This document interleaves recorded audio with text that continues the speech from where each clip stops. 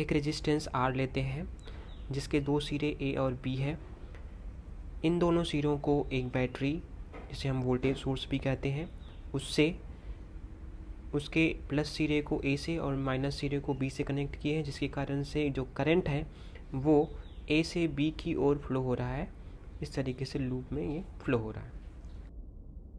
Ohm's law apply करने पर R, I और V के बीच में रिलेशन कुछ इस प्रकार से हो जाएगा, V equal to R I, और इसे हम अगर ब्रैकेट के फॉर्म में शो करना चाहे तो V equal to I into I bracket में है इंटू आर भी ब्रैकेट में है।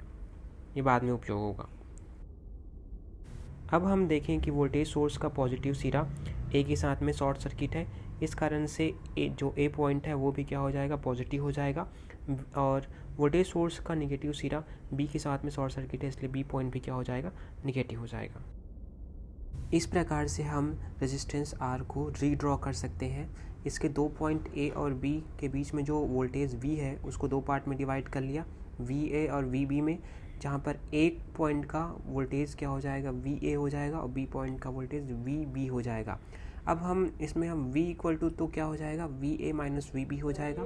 ओम्स लॉ में यहाँ पर अप्लाई करेंगे तो v equal to I R होगा, और v को हम रिप्लेस कर देते हैं तो V A minus V B हो गया इक्वल टू आई आर हो गया, और i इक्वल टू क्या हो गया, V A minus V B divided by R. इससे पहले वाले सर्किट में हमने देखा था कि जो वी ए की वैल्यू है वो वी बी से बड़ी थी, इस कारण से जो हमें i की वैल्यू मिल रही थी वो क्या थी, V A minus V B divided by R थी, और जो करंट है वो ए पॉइंट से बी पॉइंट की ओर फ्लो हो रहा था। यदि बी पॉइंट का voltage V B A point के वोल्टेज वी ए से अधिक हो तो आई की value V B minus V A divided by R हो जाएगी। यहाँ पर ध्यान देने योग्य बात यह है कि वी बी जो है पहले आ रहा है वी ए से, और हम V B minus V A कर रहे हैं। और एक चीज़ और ध्यान देने योग्य है, जो करंट है वो बी से ए की ओर फ्लो हो रही है, बी पॉइंट पर अब प्लस हो गया है, ए पॉइंट पर अब माइनस हो गया है। इस प्रकार से हम देखते हैं कि जब करंट रेजिस्टेंस आर के ए टर्मिनल से बी टर्मिनल की ओर जाती है तो ए टर्मिनल प्लस और बी टर्मिनल माइनस हो जाती है, और वी आर इक्वल टू क्या हो जाता है, V A minus V B. इसी प्रकार जब करंट रेजिस्टेंस आर के बी टर्मिनल से ए टर्मिनल की ओर जाती है तो बी टर्मिनल प्लस हो जाता है और ए टर्मिनल निगेटिव हो जाता है, और रेजिस्टेंस आर के across voltage V R equal to V B minus V A हो जाता है।